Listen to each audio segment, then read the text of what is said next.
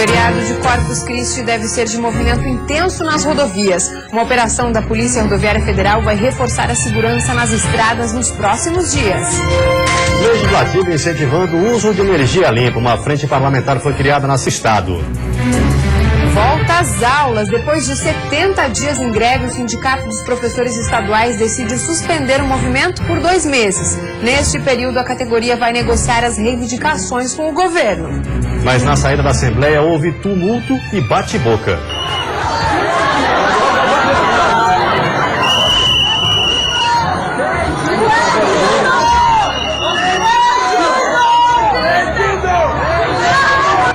O problema nos portos, falta de profissionais dificulta o escoamento de cargas nos terminais portuários de Santa Catarina. Investidores estão se transferindo para outros estados. E no esporte, Criciúma perde fora de casa para o Vitória e se complica na tabela da segundona.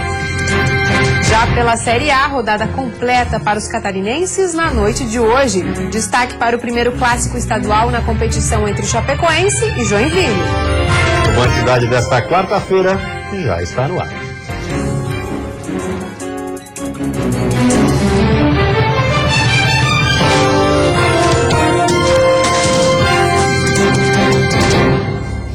Olá, boa noite. Boa noite. Hoje à tarde, policiais rodoviários federais realizaram uma ação pública na BR-282 em Lages. A intenção é chamar a atenção dos motoristas para a valorização dos profissionais. O movimento aconteceu no posto da Polícia Rodoviária Federal de Índios, em Lages. Com protótipos de policiais e abordagem aos motoristas, o sindicato da categoria quer mostrar a importância do trabalho e da valorização do policial rodoviário. Fiscalização efetiva, ela reduz, ela interfere diretamente na violência do trânsito.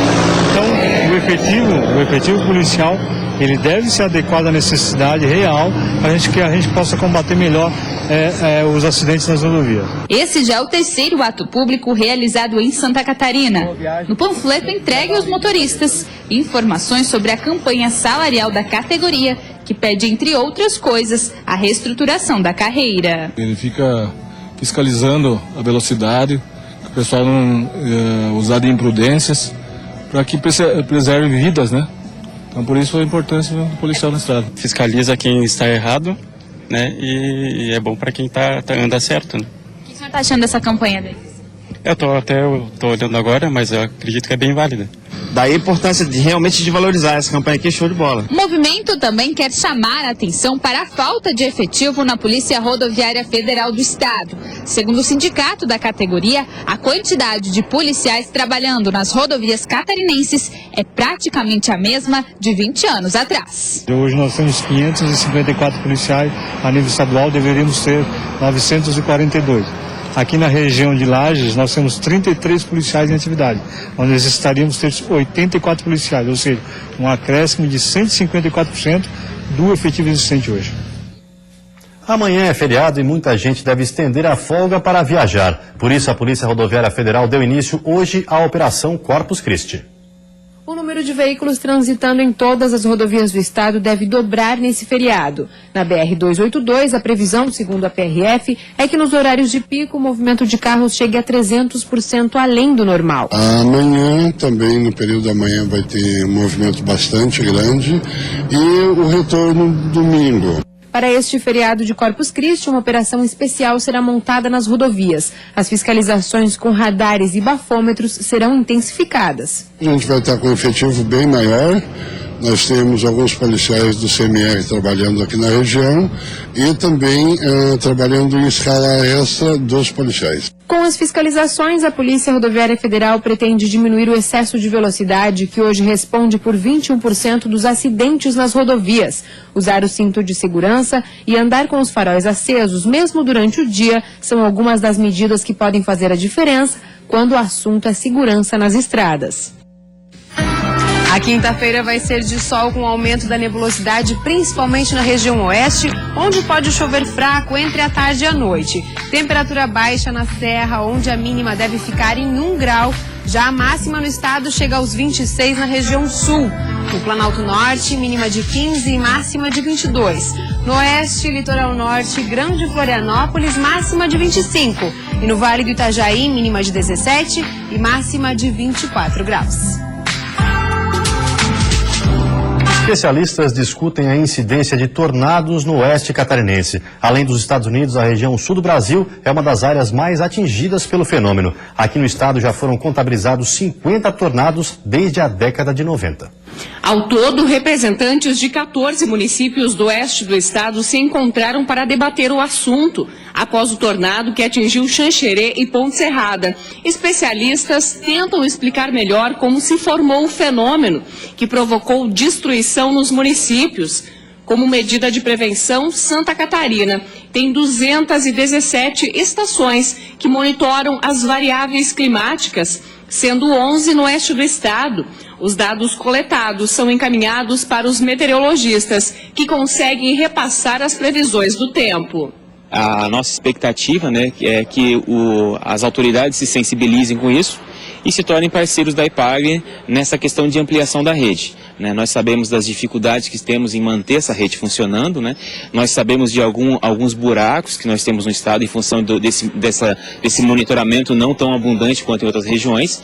Então a gente espera, né, como um subproduto, pensando assim, né, sensibilizar essas pessoas e que eles passem a ser parceiros da EPAGRE para que a gente possa ampliar a rede, colocar equipamentos cada vez melhores e, de quebra, né, que o pessoal da meteorologia possa usar esses dados com mais facilidade para melhorar as previsões. Né? De acordo com a EPAGRE, além dos Estados Unidos, a região sul do país é uma das áreas mais atingidas por esse fenômeno. Desde a década de 90, em Santa Catarina, já foram registrados 50 tornados. Além deste ano, Xanxerê também foi atingida por um tornado no ano de 1994. De acordo com os meteorologistas, atualmente estão sendo utilizadas novas tecnologias para prever com mais rapidez a incidência de tornados e avisar a população para se abrigar em locais protegidos. As formas de construções também devem ser modificadas para garantir mais segurança. Mas aí vai de uma mudança de hábito muito grande, né? Desde a engenharia até as pessoas terem o próprio hábito de mudar, né? Por exemplo, uma edificação de concreto para uma de madeira, por exemplo, né? Quem está numa de concreto com certeza vai estar mais protegido.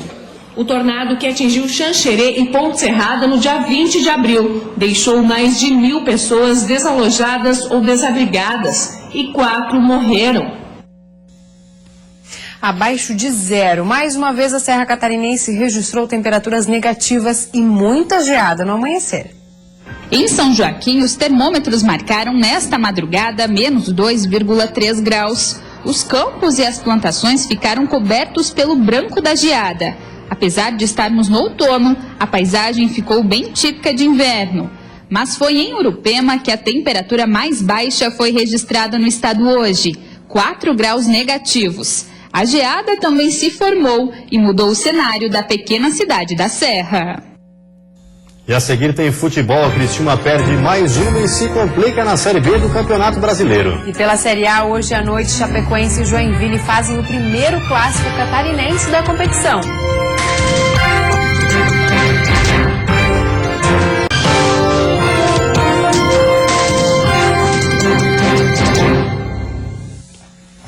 E agora o futebol, pela quinta rodada da Série B do Campeonato Brasileiro, o Criciúma não conseguiu superar a força do Vitória no Barradão. O Tigre perdeu por 2-1 e caiu para a 12ª posição na tabela. Jogando em casa, o Vitória começou melhor, pressionando o Tigre. E essa pressão deu resultado. Em uma cobrança de escanteio, o zagueirão Ramon subiu mais alto que todo mundo e cabeceou bem para abrir o placar. Já no segundo tempo, um lance pra lá de polêmico. Silvinho sofreu pênalti, mas Paulo Sérgio aproveitou a sobra e estufou a rede. O problema é que o juizão já tinha marcado a penalidade. Todo confiante, o Paulo Sérgio, que tinha feito o gol, foi pra cobrança e mandou pra fora. Que coisa, Paulo Sérgio! Para piorar a situação, Guilherme Matias, de novo em um escanteio, ampliou para os donos da casa. Mas o Paulo Sérgio não desistiu e foi atrás do gol que tiraram dele. No cruzamento do Luca, o camisa 9 do Tigre fechou bem na pequena área e diminuiu o placar. Mas no fim ficou nisso mesmo, Vitória 2, Criciúma 1. Chapecoense e Joinville fazem logo mais o primeiro clássico catarinense da Série B deste ano. Veja como vão ser os confrontos da 5ª rodada. A Chapecoense tem 6 pontos e ocupa a 10ª colocação. O time de Vinícius Eutrópio deverá ter mudanças para a noite desta quarta-feira. Sem Apodi, que cumpre suspensão, o técnico deverá escalar a Buda na lateral direita. Wagner deverá ficar no setor de armação e Edmilson foi confirmado no ataque no lugar de Roger. Camilo também está fora por causa de uma lesão. Pelo Joinville, como de costume, Emerson Maria não revelou a escalação. O desempenho ofensivo do time, que está na lanterna do campeonato, tem sido muito criticado pelo fato de ter marcado apenas 1 gol nos últimos 7 jogos. No mesmo horário, em Curitiba, o Figueirense enfrenta o líder do campeonato, o Atlético Paranaense. O alvinegro, com 4 pontos, é o 15º colocado e precisa vencer para não ficar colado na zona do rebaixamento. O técnico Argel vai ter algumas modificações na equipe, já que Marquinhos Pedroso e Rafael Bastos estão lesionados. E Marcão, por ser do Atlético, também não entra em campo. No meio-campo, Carlos Alberto, destaque na estreia contra o Cruzeiro, começa jogando. E só a presença do Carlos Alberto dentro do campo, né, e isso tem alguns jogadores que têm esse peso em qualquer equipe aí do futebol brasileiro, há um respeito muito grande do outro lado. A gente acredita sim que o Carlos Alberto possa começar a partida, né, ele nos surpreendeu, foi bem durante a partida. Mais tarde, às 10 horas, na ressacada, o Avaí, 7º classificado com 7 pontos, enfrenta o Atlético Mineiro. O zagueiro Emerson e o meia Renan Oliveira estão fora do jogo. Os dois pertencem ao Galo e foram emprestados ao Avaí até o fim do ano. Em compensação, o zagueiro Antônio Carlos e o meia Marquinhos Santos estão de volta. O Marquinhos é um jogador super inteligente, né? Então, é um dos meias clássicos que existem no futebol brasileiro. Nós temos outras características dentro do grupo também de qualidade. Mas o Marquinhos, pela experiência, um jogador que desacelera no momento certo, até por jogadores que nós temos de velocidade, tem uma enfiada e uma leitura de bola espetacular e tem uma bola parada que, para mim, ao meu ver, é uma das melhores do Brasil, que não porque já é nata também dele, porque treina também isso. É um jogador que ele agrega muitas coisas importantes, a equipe também fica segura, muita confiança, e a gente sabe o que ele representa, né, para a nação havaiana. E a seguir, incentivo a novos investimentos. O uso de fontes renováveis de energia ganhou espaço na Assembleia Legislativa. E ainda atrasos nas liberações de carga estão prejudicando os portos de Itajaí e Navegantes.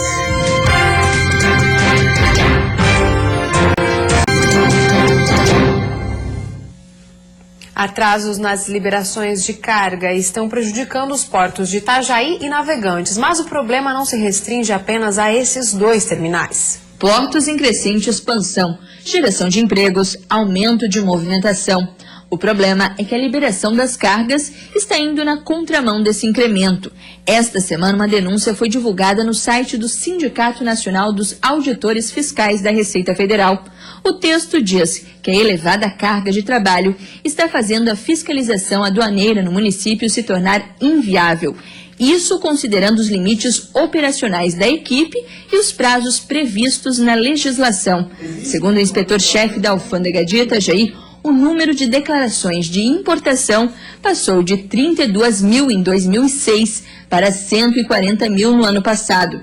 De cada 100, 95 são liberadas automaticamente, mas as 5% restantes precisam passar por uma análise mais criteriosa, o que deixa o processo mais complicado. Muitas dessas cargas necessitam de laudo, necessitam de uma verificação mais criteriosa, uma verificação minuciosa dos itens. Algumas sofrem exigências que ficam aguardando pendências, outras dependem de licenças.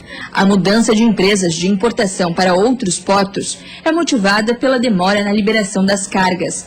Outra questão apontada pelo Sindicato dos Despachantes Aduaneiros do Estado é a falta de efetivo, que continua praticamente o mesmo de 9 anos. Receita Federal há muito tempo está estagnada a quantidade de fiscais. E eles se viram da maneira que eles podem, com a quantidade de fiscais que eles têm hoje, vez ou outra trazendo algum reforço de um local de outro, 2 fiscais, eles voltam. Então, tudo isso tem a ver, a única solução seriam concursos públicos para a alocação de novos fiscais, transferências aqui para a região. Mas a Receita Federal não está sozinha. Anvisa e Ministério da Agricultura também enfrentam os mesmos problemas, como a falta de efetivo para compor o quadro. De acordo com o sindicato, se nada for feito, a situação vai ficar preocupante no complexo portuário de Itajaí, que está sujeito a perder mais empresas e a credibilidade. Esta semana, o superintendente do Porto de Navegantes já havia falado sobre o assunto, alertando que a cidade também será prejudicada. Os portos representam um conjunto de atividades, um conjunto de órgãos intervenientes e de operadores, e temos que eliminar, portanto, os gargalos, porque senão nada do que estamos fazendo terá a sua melhor efetividade. Em tempos de crise hídrica e de constantes aumentos na energia elétrica, as fontes renováveis estão surgindo como solução permanente para a sustentabilidade e economia. O assunto vem ganhando espaço até mesmo em ações governamentais.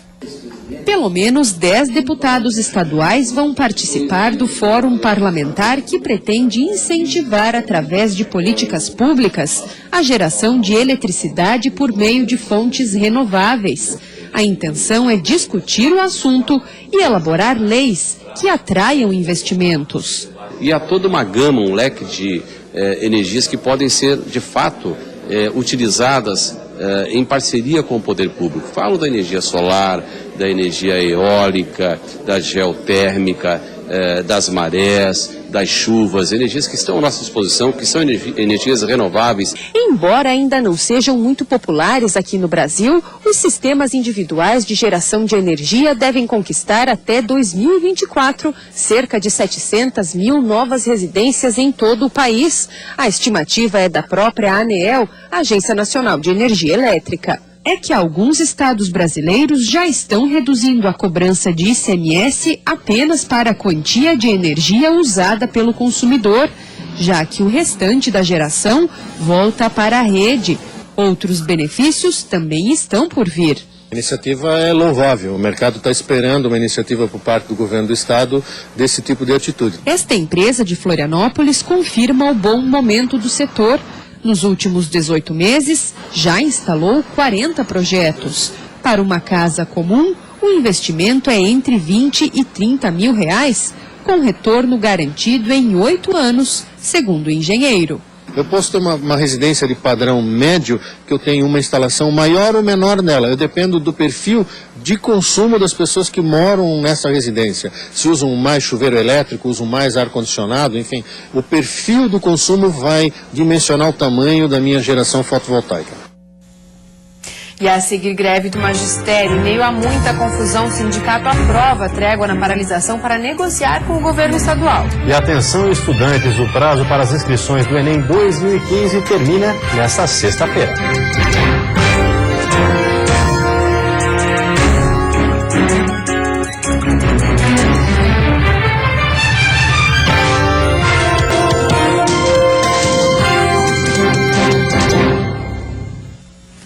Mais de 5 milhões de estudantes se inscreveram para o Enem. O prazo termina na sexta-feira, portanto, é preciso se apressar. Liliane pretende cursar Direito e com a inscrição para o Exame Nacional do Ensino Médio garantida, é hora de intensificar a preparação. Eu espero tirar uma nota boa para mim conseguir uma faculdade ou uma bolsa em alguma faculdade aqui perto, talvez também em outra região.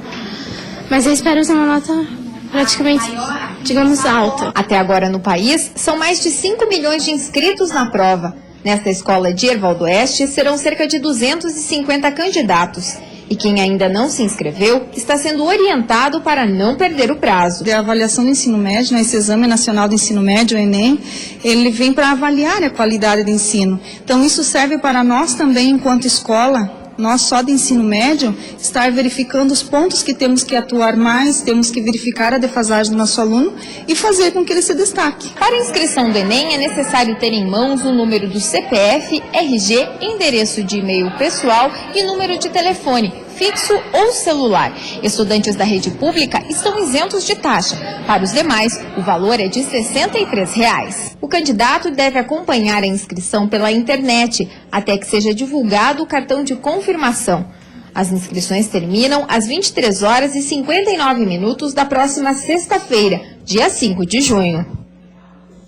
E após 72 dias, os professores decidiram suspender a greve por 60 dias, mas ainda querem negociar com o governo. A assembleia aconteceu no Parque de Exposições Tancredo Neves, em Chapecó. Cerca de 3 mil profissionais de todo o estado participaram da votação e a maioria decidiu suspender a greve por 60 dias. Nesse período, a categoria deve continuar as negociações com o governo do estado, visando a melhoria na remuneração, dentre outros pontos. A Secretaria Estadual de Educação acabou de informar que as aulas serão retomadas normalmente na segunda-feira, seguindo o calendário escolar já existente. Também na semana que vem será publicada uma portaria com as diretrizes sobre a reposição das aulas.